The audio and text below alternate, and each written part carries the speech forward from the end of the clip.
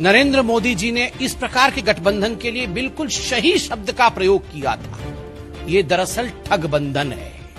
ये गठबंधन ही नहीं, ये ठगबंधन है। और बंगाल में इसी प्रकार का एक ठगबंधन, इसी प्रकार के एक वैमनस्य फैलाने वाले ठगबंधन को कल हमने देखा है। गठबंधन तो कांग्रेस पार्टी करती है, मगर जहां भी राहुल गांधी जाते हैं और जिस भी पार्टी का स्पर्श कर देते हैं, उसका डूबना तय हो जाता है। यह भी आप देख चुके हैं। ठीक उसी प्रकार की प्रक्रिया अभी 5 राज्यों में चुनाव चल रहे हैं। बंगाल का भी चुनाव है। ठीक ऐसी ही एक गठबंधन की प्रक्रिया राहुल गांधी जी और उनकी कांग्रेस पार्टी बंगाल में कर रही है। ये दोगलापन है। ये कांग्रेस पार्टी का डबल स्पीक है। ये कांग्रेस पार्टी का दोगलापन है। जो कांग्रेस पार्टी अपने आप को सेक्युलर बताती है, वही कांग्रेस पार्टी बंगाल में आईएसएफ के साथ गठबंधन कर लेती है। वही कांग्रेस पार्टी केरल में मुस्लिम लीग के साथ गठबंधन कर लेती है। वही कांग्रेस पार्टी केरल में वेलफेयर पार्टी ऑफ इंडिया, जो कि फ्रंट ऑर्गेनाइजेशन है जमाते इस्लामी का, उसके साथ गठबंधन करती है। वही कांग्रेस पार्टी आसाम में बद्रुद्दीन अजमाल के पार्टी AIUDF के साथ गठबंधन करने के लिए प्रयासरत है। इस कांग्रेस पार्टी ने जरूर कहा होगा बंद कमरे के अंदर, और आपको याद है एक लीडिंग अखबार ने इसे हेडलाइन के रूप में भी छापा था, हां हम मुसलमानों की पार्टी है। ये राहुल गांधी ने कहा, हां हम मुसलमानों की पार्टी है। मगर आज हम यहां स्पष्ट कर दें, जहां तक कांग्रेस पार्टी का सवाल है, ये भले ही बंद कमरे में कहते हो हां हम मुसलमानों की पार्टी है, ये मुसलमानों की पार्टी भी नहीं है। ये केवल घरवालों की पार्टी है। ये रॉबर्ट वाड्रा की पार्टी है। ये सोनिया जी की पार्टी है। ये राहुल की पार्टी है और ये प्रियंका वाड्रा की पार्टी है। बस इन चारों की पार्टी है और ये किसी की पार्टी नहीं है। आज कांग्रेस पार्टी एक फ्रिंज पार्टी बन चुकी है। बंधुगण, अपने प्रासंगिकता को बनाए रखने के लिए, अपने रेलेवेंस को बनाए रखने के लिए कांग्रेस आज अलायंस के ऊपर डिपेंडेंट है। तमाम पहले के चुनावों में हमने देखा, चाहे वो बिहार का चुनाव हो, चाहे वो उत्तर प्रदेश का चुनाव हो, इन सभी चुनावों में हमने देखा कि कांग्रेस किस प्रकार अलायंस के माध्यम से, गठबंधन के माध्यम से अपने आप को प्रासंगिक रखने का प्रयास करती है। जो नाव उनकी ऑलरेडी डूब चुकी है, किस प्रकार वो उभरे, इसकी कोशिश में कांग्रेस पार्टी रहती है। यह विषय अलग है कि गठबंधन तो कांग्रेस पार्टी करती है, मगर जहां भी राहुल गांधी जाते हैं और जिस भी पार्टी का स्पर्श कर देते हैं, उसका डूबना तय हो जाता है। यह भी आप देख चुके हैं। ठीक उसी प्रकार की प्रक्रिया अभी 5 राज्यों में चुनाव चल रहे हैं। बंगाल का भी चुनाव है। ठीक ऐसी ही एक गठबंधन की प्रक्रिया राहुल गांधी जी और उनकी कांग्रेस पार्टी बंगाल में कर रही है। बंधुगण, ये जो अलायंस का खेल कांग्रेस पार्टी कर रही है, आज कांग्रेस पार्टी के अंदर भी उसको लेकर एक सुगबुगाहट है। और आज तमाम टेलीविजन चैनल अगर कुछ दिखा रहे हैं और पूरे हिंदुस्तान में कांग्रेस पार्टी में कुछ हो रहा है, तो वो कांग्रेस वर्सेस कांग्रेस, कांग्रेस के अंदर ही लड़ाई हो रही है। बंधुगण, ये जो सारे अलायंस कांग्रेस पार्टी ने किए हैं, ये जो गठबंधन कांग्रेस पार्टी ने किए हैं, ये कोई अच्छे परफॉर्मेंस के लिए नहीं किया है। यह इसलिए नहीं किया है कि किस प्रकार से परफॉर्मेंस की राजनीति की जा सके। यह इसलिए नहीं किया है कि किस प्रकार से रिफॉर्म की राजनीति की जा सके। यह इसलिए नहीं किया है कि ट्रांसफॉर्म करना है देश को। यह इसलिए नहीं किया है कि गवर्नेंस किस प्रकार दिया जा सके। केवल और केवल एक ही मुद्दा है इन गठबंधनों का, किस प्रकार से ये जो गांधी परिवार है, तथाकथित गांधी परिवार है, ये अपनी राजनैतिक प्रासंगिकता बनाए रखे। किस प्रकार राहुल, सोनिया जी और प्रियंका वाड्रा ये अपनी पॉलिटिकल रेलेवेंस बनाए रखे। केवल इसी कारण से ये गठबंधन है। बंधुगण, आज से अनेकों, मैं कहूंगा महीनों पहले 2019 में हमारे आदरणीय प्रधानमंत्री नरेंद्र मोदी जी ने इस प्रकार के गठबंधन के लिए बिल्कुल सही शब्द का प्रयोग किया था। ये दरअसल ठगबंधन है। ये गठबंधन ही नहीं, ये ठगबंधन है। और बंगाल में इसी प्रकार का एक ठगबंधन, इसी प्रकार के एक वैमनस्य फैलाने वाले ठगबंधन को कल हमने देखा है। आज सुबह से ही ये न्यूज में चल रहा है कि इस प्रकार जो इंडियन सेक्युलर फ्रंट ISF है, जो एक मुस्लिम क्लेरिक है, जो एक मौलाना है अब्बास सिद्दीकी, उनकी एक पार्टी बनी है। और स्वाभाविक है, मौलाना की पार्टी है, ये कोई सेक्युलर क्रेडेंशियल वाली पार्टी नहीं है। उसके साथ जिस प्रकार कम्युनिस्ट पार्टी और कांग्रेस पार्टी एक साथ बैठे हुए हैं, एक साथ अलायंस में चल रहे हैं। हम तो भारतीय जनता पार्टी हैं, ऑपोजिशन में है। कांग्रेस पार्टी के अंदर भी इसको लेकर जो सुगबुगाहट है, कांग्रेस पार्टी के अंदर इसको लेकर जिस प्रकार की द्वंद्व का माहौल का निर्माण हो रहा है, the kind of tussle that we are seeing within the Congress party is something which we need not mention, which every Indian is visualizing through the media and through social media platforms. Twitter युद्ध हो रहा है। Television channel में एक दूसरे के खिलाफ Congress party के ही नेता बोल रहे हैं। और बिल्कुल सही बात है, ये जो सवाल उठाया गया है कि कांग्रेस अपने आप को धर्मनिरपेक्ष पार्टी कहती थी। Congress said that our credentials were based on secularism. Their own party people have asked, is this Mahatma Gandhi's secularism? This is core hypocrisy. This is utmost hypocrisy.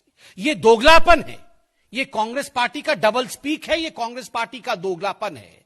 जो कांग्रेस पार्टी अपने आप को सेक्युलर बताती है, वही कांग्रेस पार्टी बंगाल में ISF के साथ गठबंधन कर लेती है। वही कांग्रेस पार्टी केरल में मुस्लिम लीग के साथ गठबंधन कर लेती है।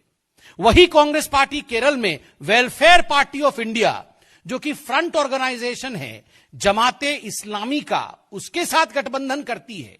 वही कांग्रेस पार्टी आसाम में बदरुद्दीन अजमाल के पार्टी AIUDF के साथ गठबंधन करने के लिए प्रयासरत है, और पूर्व में इनका एक गठबंधन भी रहा है। और आप जानते हैं AIUDF को लेकर किस प्रकार टेरर फंडिंग से एक NGO में उनके पैसे जा रहे थे, इसको लेकर एक NIA का इन्वेस्टिगेशन भी अभी चल रहा है।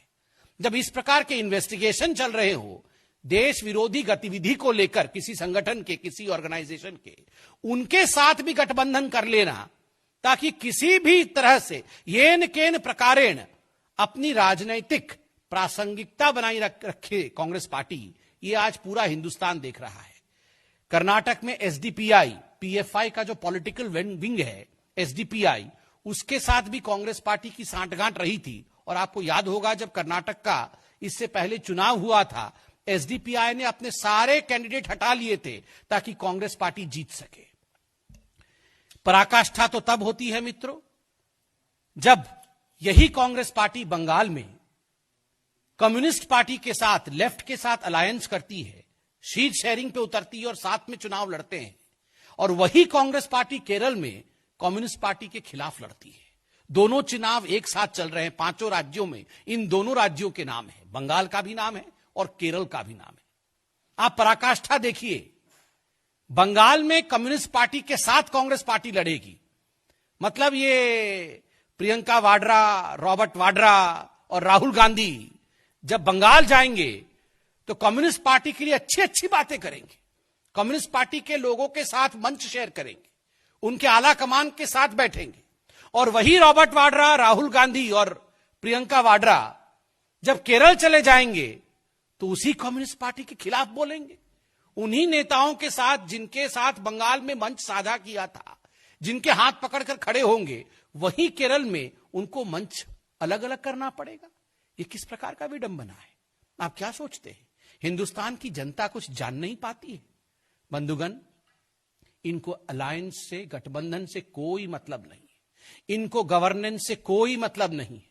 इनका उद्देश्य केवल एक है, और उनका उद्देश्य है किसी भी प्रकार, चाहे किसी का भी साथ क्यों ना लेना पड़े, कैसे भी करके सत्ता में आ जाना, भ्रष्टाचार फैलाना, दोनों हाथों से मोटा माल इकट्ठा करना, उस राज्य को ATM में तब्दील कर देना, पैसा इकट्ठे करने उस राज्य से, और एक परिवार किस प्रकार से आगे बढ़ सके, एक परिवार की महत्वाकांक्षा कैसी पूरी हो सके, केवल और केवल यही उद्देश्य कांग्रेस पार्टी और गांधी परिवार का है। The only ambition of the Congress party and the Gandhi family is to see to it the ambitions of the Gandhi family is fulfilled. The satiety for power of the Gandhi family is fulfilled.